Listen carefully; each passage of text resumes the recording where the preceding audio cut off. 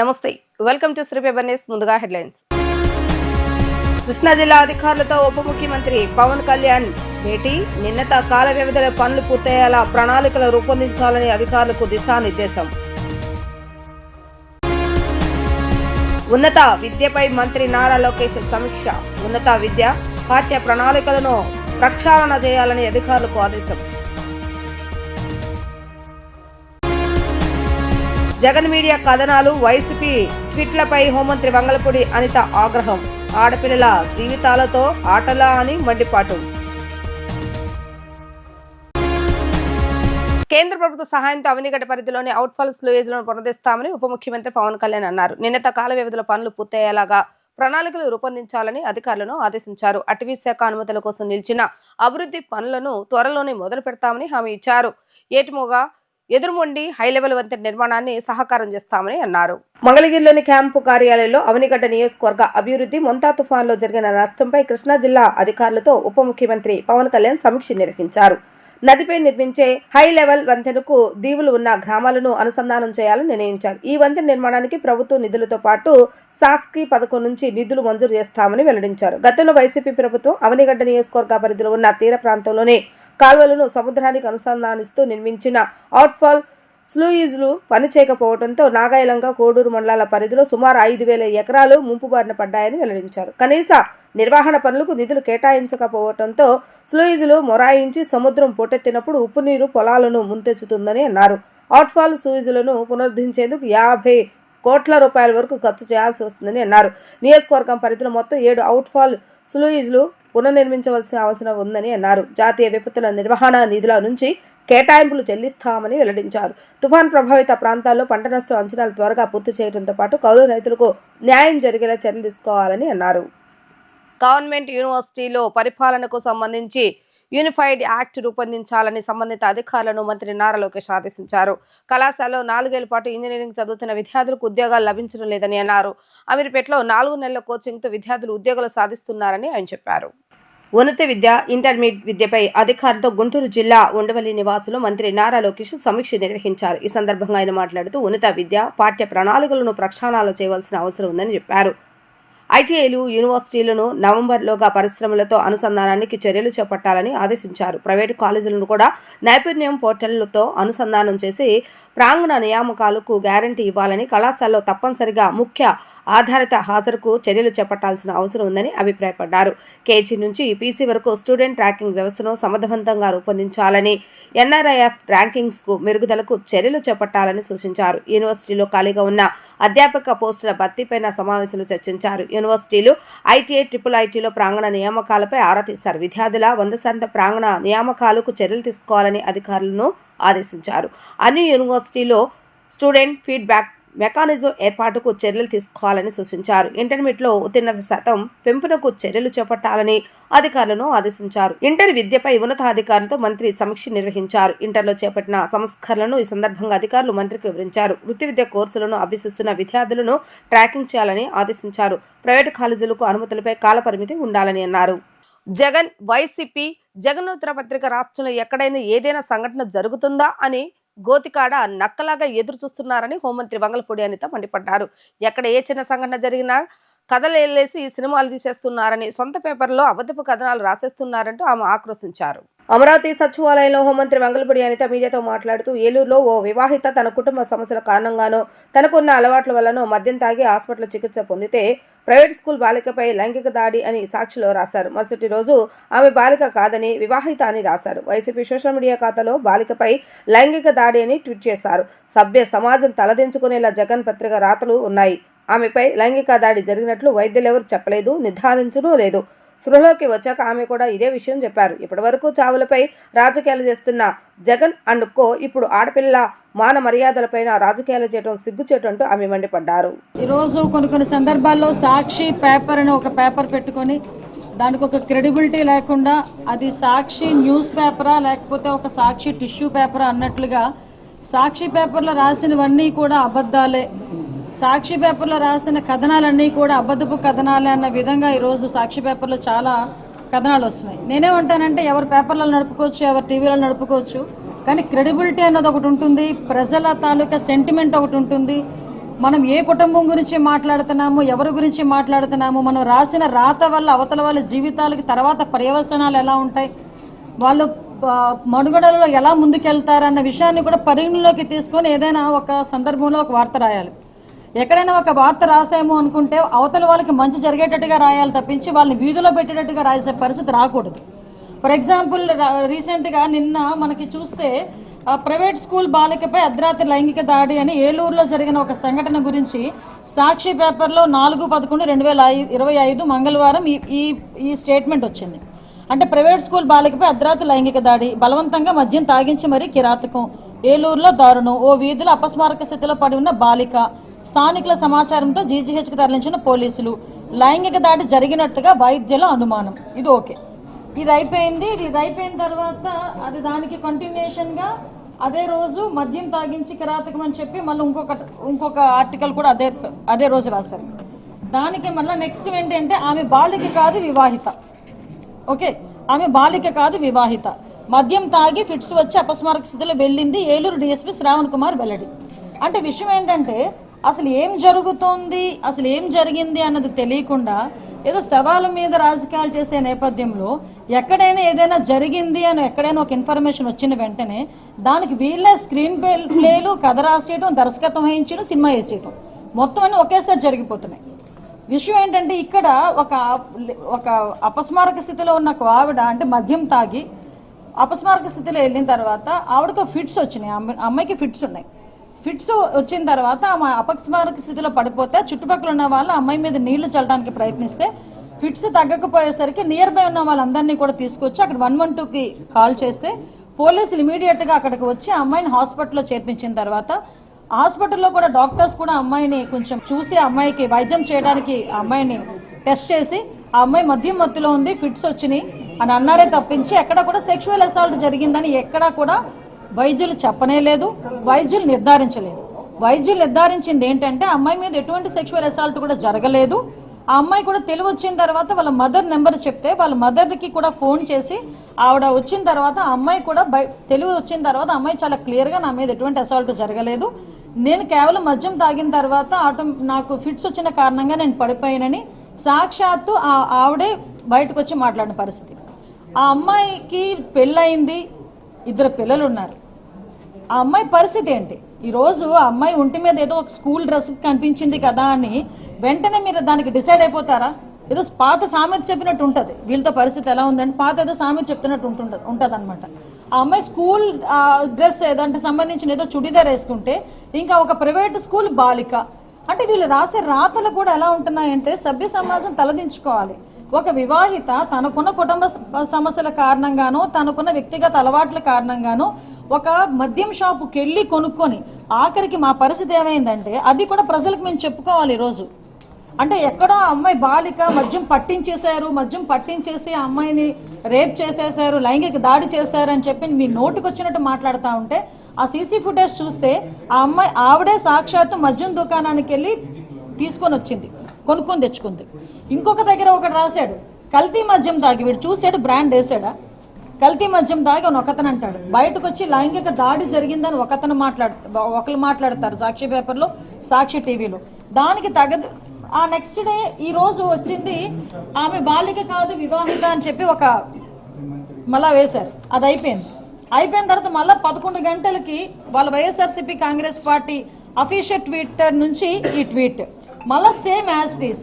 ఏలూరులో విద్యార్థినిపై సామూహిక అత్యాచారం, మద్యం తాగించి లైంగిక దాడికి పాల్పడినట్లు నిర్ధారించిన వైద్యులు, అపస్మారక స్థితిలో వెళ్లిపోయిన బాలిక ప్రస్తుతం జీజీహెచ్లో చికిత్స, ఘటన జరిగిన ప్రదేశానికి కోతవేటు దూరంలో మద్య దుకాణం, ఎంతసేపు లిక్కర్ డబ్బులేనా అని చెప్పి మాకు తిరిగి ట్యాగ్ చేస్తూ ఒక ట్వీట్. ఏం చేద్దాం అనుకుంటున్నారు సొసైటీ? జస్ట్ ఒకసారి అండి, నేను ఇంకా మాట్లాడలేదు. ఇది కంటిన్యూగా ఇది పరిస్థితి ఎలా ఉంటుందంటే ఇలాంటి సిచ్యువేషన్స్ని క్రియేట్ చేసి ప్రజలను భయాందోళనకి గురి చేసి ఒక కన్ఫ్యూజన్ స్టేజ్లోకి తీసుకెళ్లే పరిస్థితి కనిపిస్తూ ఉంది. కూటమి ప్రభుత్వం ఏర్పడ్డాక పౌర సరఫరాల శాఖలో ముఖ్యమైన సంస్కరణలు చేశామని పౌర సరఫరాల శాఖ మంత్రి నాదెండ్ల మనోహర్ తెలిపారు. తమ శాఖ ద్వారా రైతులను ఆదుకోవాలని నిర్ణయించామని వెల్లడించారు. ఈసారి ఖరీఫ్ సీజన్లో 51 లక్షల రూపాయల మెట్రిక్ టన్నుల మేర ధాన్యం కొనుగోలు చేసేందుకు సిద్ధమయ్యామని ఆయన తెలిపారు. అంటే 12,200 కోట్ల రూపాయల విలువైన ధాన్యం కొనుగోలుకు సిద్ధమైనట్లుగా తెలిపారు. కానూరులోని పౌర సరఫరాల శాఖ కార్యాలయంలో ఎండీ ఢిల్లీరావుతో కలిసి ధాన్యం కిట్ ను విడుదల చేశారు. అనంతరం మంత్రి నాదెళ్ల మనోహర్ మాట్లాడుతూ అనేక సందర్భాల్లో దళారులను ప్రోత్సహించిన ప్రస్తుతం పరిస్థితులను మార్చేందుకు కృషి చేస్తామని అన్నారు. రైతులతో మాట్లాడి ఈ పరిస్థితుల్లో మార్పులు తెచ్చేందుకు ప్రయత్నించామని చెప్పారు. తేమ శాతంలో పారదర్శకత లేకపోవడంతో రైతులు ఇబ్బందులు పడేవారని అన్నారు. గత ప్రభుత్వం కొన్ని సందర్భాల్లో 6 నెలల నుంచి 9 నెలల వరకు బకాయిలు ఇవ్వలేదని గుర్తు చేశారు. దాదాపు 1670 కోట్ల రూపాయల బకాయిలు గత ప్రభుత్వం గాలికి వదిలేసిందని విమర్శించారు. దాదాపు 87% ధాన్యం కొనుగోలు డబ్బులు 48 గంటల్లో ఇచ్చామని తెలిపారు. ఈసారి 24 గంటల్లోపే చెల్లింపులు జరిగేలా ప్రయత్నాలు చేస్తున్నామని అన్నారు. ఉదయం 12 గంటలకు, 2 గంటలకు, 4 గంటలకు, 7 గంటలకు ధాన్యం అమ్మిన రోజు వారికి చెల్లిస్తున్నాము అంటూ కేవలం 2 గంటల్లోనే డబ్బు చెల్లిస్తున్నామని అన్నారు. సెలవు రోజులో మాత్రం తదుపరి రోజు చెల్లిస్తామని మంత్రి చెప్పారు. మాయిశ్చర్ రీడింగ్ విషయంలో బ్లూటూత్ ద్వారా లెక్కించేలాగా చర్యలు తీసుకుంటామని అన్నారు. వాట్సాప్ ద్వారా ధాన్యం కొనుగోలుకు అవకాశం ఇస్తున్నామని, ఈ సీజన్లో రైతులు ఇప్పటికే ఈ సౌలభ్యాన్ని వాడుతున్నారని మంత్రి తెలిపారు. నవంబర్లో 11 లక్షలు, డిసెంబర్లో 25 లక్షలు, జనవరిలో 8 లక్షలు, ఫిబ్రవరిలో 3 లక్షలు, మార్చిలో మరో 4 లక్షల మెట్రిక్ టన్నుల చొప్పున ధాన్యం కొనుగోలుకు సిద్ధమవుతున్నట్లుగా వెల్లడించారు. అది వైజాగ్లో లాంచ్ చేశాను మొన్న, మీరు చూసారో లేదో, ఒక 15 రోజులు అయింది. సో ఇదేంటంటే పీడిఎస్ రైస్ విషయంలో గతంలో మేము ఒక శాంపుల్ సీజ్ చేసి ల్యాబ్కి పంపించి రిపోర్ట్ వచ్చే వరకు వారం పట్టేది. సో దాన్ని మా సిబ్బంది చాలా బాగా దాన్ని స్టడీ చేసి ఒక అద్భుతమైన మొబైల్ కిట్ తీసుకొచ్చారు. ఒక 700 రాష్ట్ర వ్యాప్తంగా పంపిణీ చేసాం. మా అధికారులందరికీ కూడా వితిన్ 5 minutes నిర్ధారించవచ్చు అది పీడిఎస్ రైసా కాదా అనేది. సో ఎక్కడైతే అనుమానం వచ్చి మేము ఒక వెహికల్ టెస్టింగ్కి పెట్టామో ఇమీడియట్గా దాని శాంపుల్ తీసుకుని we can check and come back అనమాట, సీజ్ చేయొచ్చు ఇమీడియట్గా. సో ఆ విధంగా ఆ మార్పు కూడా తీసుకురావడానికి క్షేత్రస్థాయిలో ఈ మొబైల్ కిట్ ఉపయోగపడుతుంది. I just show you. Seizures తగ్గినాయని మీరు అనుకుంటున్నారు, చాలా చాలా చాలా పకడ్బందీగా పర్ఫెక్ట్గా జరుగుతూ ఉంది క్షేత్రస్థాయిలో. ఎందుకంటే ఒక యాప్ డిజైన్ చేసాం. ప్రతి అధికారి నెలకి 6 ఇన్స్పెక్షన్స్ చేయాలి, ఇంక్లూడింగ్ జాయింట్ కలెక్టర్. ఆ యాప్ ద్వారా మేము అనేక క్షేత్రస్థాయిలో ఫేర్ ప్రైస్ షాప్స్ కానివ్వండి, సర్ప్రైజ్ ఇన్స్పెక్షన్స్, చెకింగ్లు కానివ్వండి జరుగుతూ ఉన్నాయి. మీకు ఒక క్వార్టర్ అవ్వాలని వెయిట్ చేస్తున్నాను. ఈ క్వార్టర్ అయినాక పూర్తి వివరాలు మీకు ఇస్తాను. గతంలో ఎన్నడూ లేని విధంగా ఆ స్థాయికి తీసుకెళ్ళాం. ఇదేనమ్మా కొత్త కిట్. సో ఒక 700 రాష్ట్ర వ్యాప్తంగా మేము మా అధికారులందరికీ, అంటే up to CSDT level and RI level we have given. So all districts they will cover. So basically this has you know ఒక చిన్న ప్యాన్ ఉంటుంది. రైస్ శాంపుల్ తీసుకుని దీంట్లో పెట్టుకున్న తర్వాత ముందు ఒక స్ప్రే వేసి చెక్ చేస్తారు. ఒక 2 minutes తర్వాత ఇంకో స్ప్రే వేస్తారు. ఈ లైక్ సేమ్ ACB ఎట్లా పట్టుకుంటారో అట్లానే ఇక్కడ కూడా పింక్ అవుతుంది అనమాట పీడిఎస్ రైస్ ఉంటే. స్పాట్. సో ఇమీడియట్గా రెడ్ హ్యాండెడ్గా పట్టుకుంటాం. అది అంటే మనకి ఐరన్ ఉంటుంది కదండి పీడిఎస్లో. దాదాపు ఒక 300 రూపాయలు అవుతుందండి. చాలా బాగా చేశారు. ఇంకా స్టెప్అప్ చేయాలి, ఇంకా వెళ్తాం. ఇనిషియల్గా మేము CSDT లెవెల్ వరకు ఇచ్చాం. ఇంకా ఫర్దర్గా మా RIs వాళ్ళందరూ కూడా ఇచ్చి. కార్తీక పౌర్ణమి సందర్భంగా విజయవాడ కనకదుర్గమ్మ ఆలయంలో జ్వాలతోరణం వైభవపేతంగా జరిగింది. అర్చకులు, పండితులు వేద మంత్రాల నడుమ ఈ కార్యక్రమాన్ని నిర్వహించారు. స్వామి అమ్మవార్లకు పూజలు నిర్వహించి జ్వాలతోరణం గావించారు. కోటి కార్తీక జ్యోతులతో ఇంద్రకీలాద్రి దేదీప్యమానంగా వెలుగొందింది. పున్నమి చంద్రుడితో పోటీ పడినట్లుగా కృష్ణమ్మ బంగారు తరంగాలను మైమర్పిస్తూ దీపకాంతలతో మెరిసిపోయింది. కార్తీక పౌర్ణమి సందర్భంగా దుర్గామల్లేశ్వర స్వామి దేవస్థానంలో సాయంత్రం కోటి దీపోత్సవ కార్యక్రమాన్ని అత్యంత వైభవపేతంగా నిర్వహించారు. కోటి దీపోత్సవాన్ని పురస్కరించుకొని అమ్మవారి ఆలయ ప్రాంగణంలో పుష్పాలతో ముగ్గులను తీర్చిదిద్దారు. వివిధ వర్ణాల పువ్వులతో శ్రీచక్రాన్ని తీర్చిదిద్ది దీపాలతో అలంకరించారు. ఆలయ ప్రాంగణంలోని రావి చెట్టు, మహాగణపతి ప్రాంగణం, మల్లేశ్వర స్వామివారి ఆలయం, మహామండపం, కనకదుర్గానగర్లో దీపాలను ఏర్పాటు చేయగా భక్తులు కుటుంబ సమేతంగా పాల్గొని దీపార్చన నిర్వహించారు. అనంతరం మల్లేశ్వర స్వామివారి ఆలయం వద్ద జ్వాల తోరణాన్ని అర్చకులు వెలిగించారు. ఈ కార్యక్రమంలో దుర్గగుడి ఈవో సేనానాయక్ దంపతులు, చైర్మన్ బొర్రా రాధాకృష్ణ దంపతులు, వైదిక కమిటీ సభ్యులు, శివప్రసాద్ శర్మ దేవస్థాన సిబ్బంది, భక్తులు పాల్గొన్నారు. నమశివాయ. మరి ఈరోజు కార్తీక పౌర్ణమి సందర్భంగా ఈ బుధవారం మీరు చూస్తున్నారు అంగరంగ వైభవంగా మన గుళ్ళో, మన దుర్గామల్లేశ్వర స్వామి గుళ్ళో ఇవాళ భక్తులు పరవశంతో ఎన్నో దీపాలు వెలిగిస్తానికి వచ్చారు. పొద్దున్నుంచి కూడా మేము పూజలో ప్రజలతో పాటు మేము కూడా మా కమిటీ కానీ సిబ్బంది కానీ తరించిపోయి ఉన్నారు ఈరోజు. మరి ఇక్కడ ఎంత ఆనందంగా మరి జరుగుతుంది. ఇవాళ అక్కడి నుంచి కూడా మనం కోటి దీపోత్సవంగా మనం వెలిగించుకుని ఇక్కడికి వచ్చాం. ఇక్కడ కూడా ఇవాళ అంతా కూడా అక్కడ దీపాలన్నీ కూడా 1000 దీపాల దగ్గర వెలిగించాం. క్రమశిక్షణగా ఎక్కడా ఏ ఇబ్బంది లేకుండా, ఏ ప్రమాదాలు జరగకుండా ముందెత్తు ప్లాన్గా అన్ని రకాల సిబ్బందిని, అన్ని ఫైర్ గీర్ అన్నీ కూడా పెట్టేసుకుని ఇబ్బంది లేకుండా మేము జరిపిస్తున్నాం. ఇప్పుడు ఈఓ గారు, సిబ్బంది మొత్తం అంతా కూడా మా పోలీస్ సిబ్బంది, వైద్య సిబ్బంది అన్ని రకాలను పెట్టుకుని ఇక్కడ ఎంతో వైభవంగా చేసాం. చాలా సంతోషం వెలిపిస్తున్నాను ఇవాళ. ఈ సందర్భంగా ఇంకొక అరగంటలో ఇక్కడ ఇమీడియట్గా అప్పుడు 7 గంటలకే పూర్వం అయిపోతుంది కాబట్టి ఇప్పుడు మనం ఈ జ్వాలాదీపం వెలిగించబోతున్నాం ఒక 5 నిమిషాల్లోనే. మరి ఆ జ్వాలాదీపంలో మరి సోమవారిని ఇటు తీసుకురావడం 2 సార్లు 3 సార్లు, మరి మేము కూడా 2-3 సార్లు ఇటు తిరగడం, మరి క్రమశిక్షణతో అంతా భక్తులంతా కూర్చుని ఉన్నారు ఇక్కడ. ఇది చాలా మేము సంతోషపడుతున్నాను. ఇప్పుడు వరకు చాలా బ్రహ్మాండంగా క్రమశిక్షణ జరిగిందని మీ అందరికి కూడా కోఆపరేషన్ ధన్యవాదాలు. సూపర్ 6 తో సూపర్ హిట్ కొట్టిన కూటమి ప్రభుత్వం వైసీపీ అధ్యక్షుడు జగన్ కు సూపర్ చెక్ పెట్టబోతుందంటూ బీజేపీ ఎమ్మెల్యే ఆదినారాయణ రెడ్డి అన్నారు. జగన్ దాహానికి అడ్డు అదుపే లేదని ఆరోపించారు. మహాతల్లి భారతికి 400 కిలోల బంగారం కొనుగోలు చేశానని మండిపడ్డారు. సారా ఎమ్మి ఇసుక దోచి మైనింగ్ తవ్వి నేలమాళికల్లో దాచాడని ఆయన ఆగ్రహాన్ని వ్యక్తం చేశారు. బీజేపీ రాష్ట్ర కార్యాలయంలో ఎస్సీ మోర్చా రాష్ట్ర అధ్యక్షులు పనతల సురేష్ తో కలిసి బీజేపీ ఎమ్మెల్యే ఆదినారాయణ రెడ్డి విలేకరులతో మాట్లాడుతూ రాష్ట్రం సర్వనాశనం అవ్వాలన్నది జగన్ ఆలోచన అని మండిపడ్డారు. అధికారంలో ఉన్నప్పుడు ఏదనుకుంటే అది చేస్తాడని, ధర్మాన్ని తప్పిన జనం చీకొట్టేలా చేస్తామని ఆరోపించారు. చంద్రబాబు నాయుడు అరెస్టు నుంచి ఎన్నెన్నో తప్పులు చేసి చివరికి చెల్లెళ్ల దగ్గర కూడా చెల్లకుండా పోయాడని ఎద్దేవా చేశారు. ధర్మ సంస్కృతిని వదిలేసి విష సంస్కృతికి అలవాటు పడ్డాడని విమర్శించారు. కనుక రాజరికం తప్ప రాష్ట్రం ఏమైపోయినా జగన్కు పట్టదని అన్నారు. వైఎస్ వివేకానందరెడ్డి హత్య కేసు పునర్విచారణ జరగాల్సిందే అని డిమాండ్ చేశారు. వాళ్లే చంపి మాపై అన్యాయంగా నిందవేశారని మండిపడ్డారు. వైఎస్ జగన్ భారతి ఇందులో ముద్దాయిలని, లిక్కర్ స్కామ్లోనూ జగన్ తప్పించుకోలేదని ఆయన పేర్కొన్నారు. వైఎస్ జగన్మోహన్ రెడ్డి గారు మాట్లాడే ప్రతి మాటకు అంటే అతని యొక్క ఆలోచన ఏముందంటే ఈ రాష్ట్రం సర్వనాశనం కావాలా, రాష్ట్రం పురోగతి అతనికి ఇష్టం లేదు. జరిగిన వాస్తవాన్ని దాచిపెట్టి గతంలో ఆయన అధికారంలో ఉన్నప్పుడు ఏమి కావాలంటే అది జరిగింది, ఏది కోరితే అది జరిగింది. చివరికి చంద్రబాబు నాయుడు గారి యొక్క అరెస్టును కూడా పురమాయించి ఉద్దేశపూర్వకంగా అరెస్టుతో సహా ఇప్పుడు అతను అర్జీకి పెట్టా ఎక్కడ చెల్లడు. ఆ రోజు ప్రతి ఒక్కటి చెల్లింది, ఈరోజు ఏది చెల్లడంలే. చివరికి చెల్లెళ్ళ యొక్క తోడ్పాటు కూడా అక్కడ కూడా చెల్లకుండా పోయినాడు. సంక్షేమ పథకాలన్నీ అమలవుతున్నాయి. Super 6 super hit. మన GST 2 ఆగస్టు 22 నుంచి ఆగస్టు 18 నుంచి బస్సు ప్రయాణం. ఈ సూపర్ సక్సెస్ GST మన గౌరవ ప్రధానమంత్రి గారు పోయిన నెల 16వ తేదీ నాడు కర్నూలుకు వచ్చి అనౌన్స్మెంట్ చేసినాడు. Super GST super success. మేము జగన్కు సూపర్ చెక్ పెట్టబోతున్నాం. చెస్ గేమ్ ఉంది.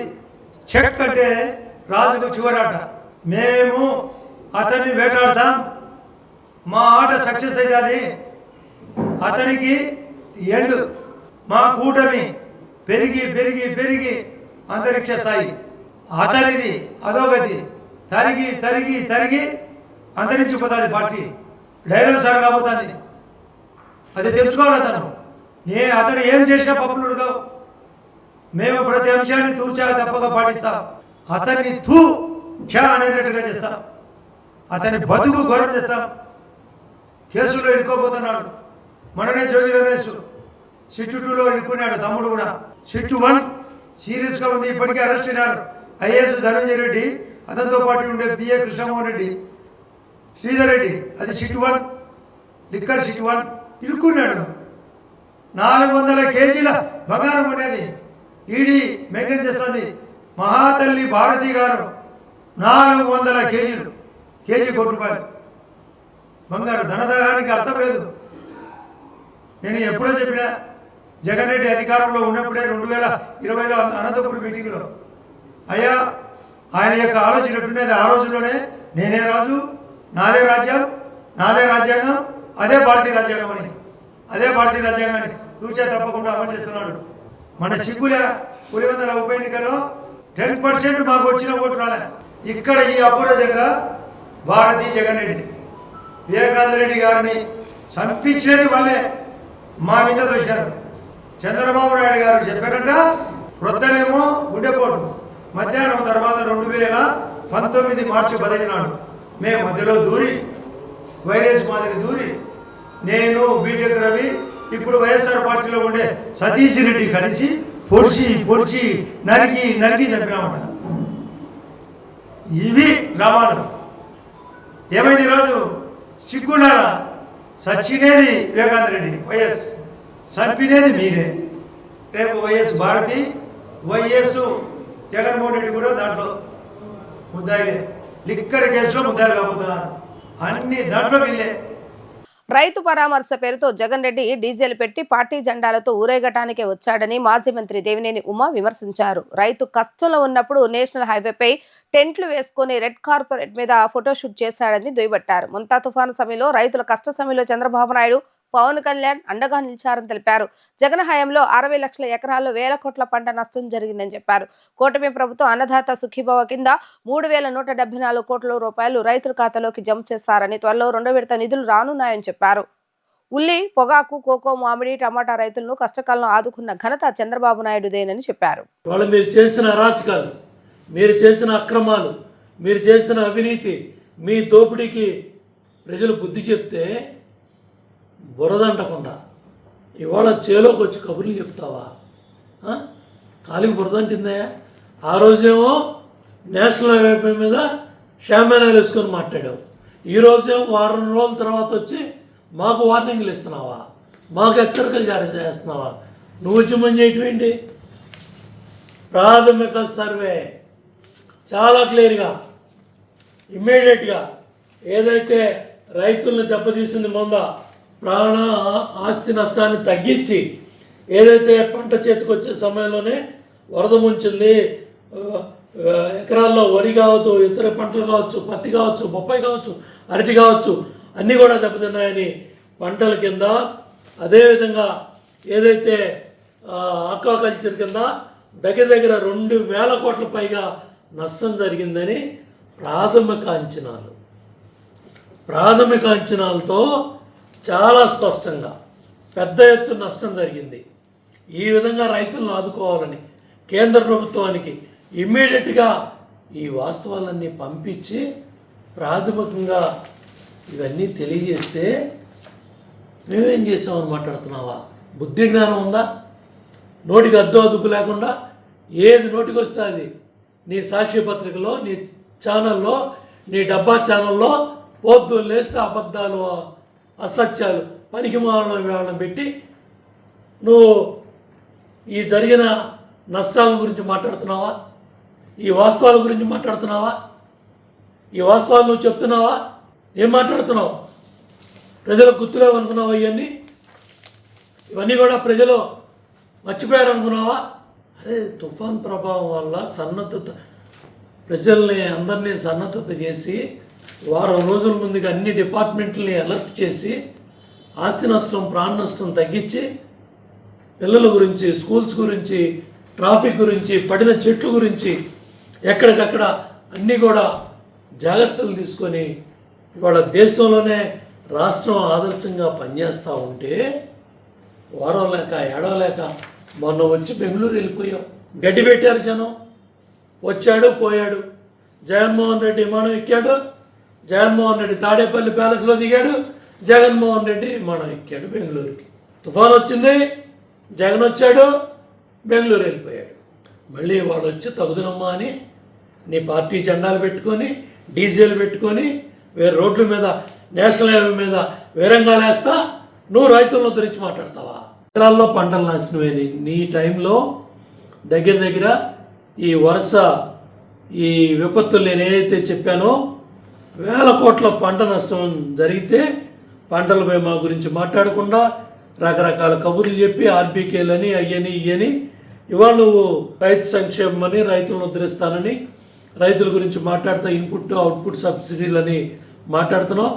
24-25లో దగ్గర 55,79,000 టన్నుల ధాన్యాన్ని 12,857 కోట్లు ఖర్చు పెట్టి మేము కొనుగోలు చేస్తే మేము రైతుల డబ్బులు 24 గంటలు 48 గంటల్లో 12,857 కోట్లు, దగ్గర దగ్గర 55,79,000 టన్నుల ధాన్యాన్ని కొంటే 24-25లో 7,68,000 మంది రైతుల దగ్గర నువ్వు ఇవాళ ధాన్యం రైతు గురించి మాట్లాడుతున్నావు. రైతులు ధాన్యం నష్టపోయారని చెప్పి నువ్వు ఇవాళ అక్కడ కబుర్లు చెప్తున్నావు. జగన్మోహన్ రెడ్డి, నువ్వు పెట్టిన 1,670 కోట్ల బకాయిలు కట్టడమే కాకుండా అన్నదాత సుఖీభావ కింద దగ్గర దగ్గర 3,174 కోట్లు వాళ్ళ అకౌంట్లో వేసాం. మళ్ళీ రాబోయే రోజుల్లో నవంబర్ డిసెంబర్లో కూడా రెండో విడత కూడా ఆ కార్యక్రమానికి కేంద్ర రాష్ట్ర ప్రభుత్వాలు డబ్బులు అవి పడబోతూ ఉన్నాయి.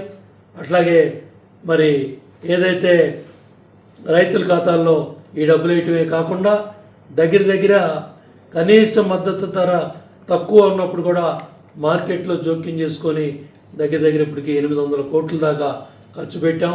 పొగాకు 271 కోట్లు, అట్లాగే కోకో రైతులకి కిలోకి 50 రూపాయలు, అట్లాగే దగ్గర దగ్గర ఏ పంటకి ఏ కష్టం వచ్చినా సరే ఇమ్మీడియట్గా ఆదుకునే విధంగా నువ్వు బెమ్మ గురించి మాట్లాడుతున్నావు, ఉద్ధరించానని చెప్తున్నావు.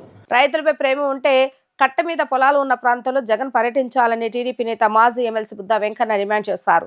రైతులు ఓట్లు వేయలేదన్న అక్కస్తోనే ప్రధాన మార్గంలో వెళ్లారని ఆరోపించారు. రైతుల కోసం వెళ్లిన జగన్కు మంది మార్గంలో ఎందుకు అంటూ ప్రశ్నించారు. సీఎం చంద్రబాబు నాయుడుకు వార్నింగ్ ఇచ్చే అర్హత స్థాయి జగన్కు ఉందా అంటూ మండిపడ్డారు.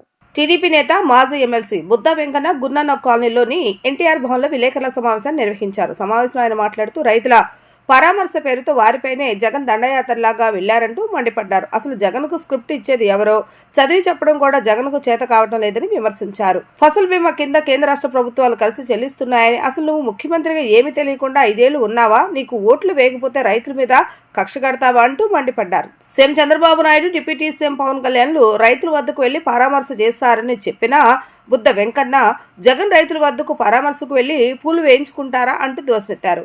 ఎవరైనా చనిపోయిన వారి దగ్గరికి వెళ్లి కూడా ఇలాగే పూలు వేయించుకుంటారా అంటూ విరుచుకుపడ్డారు. జగన్ పర్యటన ఆనందంతో వెళ్ళినట్లుగా ఉందే గాని పరామర్శకు వెళ్ళినట్లుగా లేదంటూ వ్యాఖ్యలు చేశారు. 100 కార్లు, బైకులు, జెండాలు, పెయిడ్ ఆర్టిస్టులతో పరామర్శకు వెళ్లిన ఏకైక నాయకుడు జగన్ అంటూ ఎద్దేవా చేస్తారు. జగన్కు పేదలన్నా రైతులన్నా చులకన భావనని అన్నారు. రైతులకు మేలు చేయాలని జగన్కు నిజంగా ఉంటే తుఫాన్ తగ్గిన సమయంలో వెళ్లేవారన్నారు. చంద్రబాబు నాయుడు తుఫాను హెచ్చరికల నుంచే అందరినీ అప్రమత్తం చేశారని, నేతలను అధికారులను క్షేత్రస్థాయిలో పరిగెత్తించారని తెలిపారు. జగన్ విధ్వంసకర పాలన అందించారు కాబట్టే ప్రజలు ఇంట్లో కూర్చోబెట్టారని దుయ్యబట్టారు. చంద్రబాబు నాయుడు పడిలేచిన కెరటమని, అలాంటి ఆయనకు జగన్ వార్నింగ్ ఇస్తారా అంటూ టీడీపీ నేత మండిపడ్డారు. నిన్న జగన్మోహన్ రెడ్డి ఏదైతే రైతుల పరామర్శ అని పేరిట రైతులపై దండయాత్రలాగా వెళ్ళాడు. అసలు జగన్మోహన్ రెడ్డి పంటలు చూడాలంటే అతను కట్టమించి వెళ్ళాల్సినటువంటి పరిస్థితి. ఎందుకంటే అటు ఇటు పొలాలు ఉంటాయి. పొలాలని చూడడానికి అతను కార్యక్రమం పెట్టుకున్నాడు. అక్కడి నుంచి చల్లపల్లి వరకు కట్ట ఉంటుంది, అక్కడి నుంచి బందరు వెళ్ళచ్చు.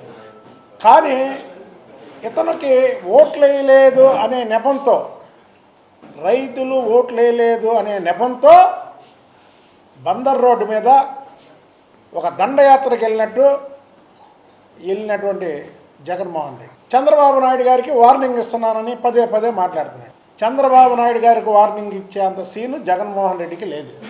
అసలు జగన్మోహన్ రెడ్డికి స్క్రిప్ట్ ఎవరు రాసిచ్చారో కానీ ఆ స్క్రిప్ట్లోనే తేడా ఉంది. ప్రతిది చూసి చదువుతున్నాడు.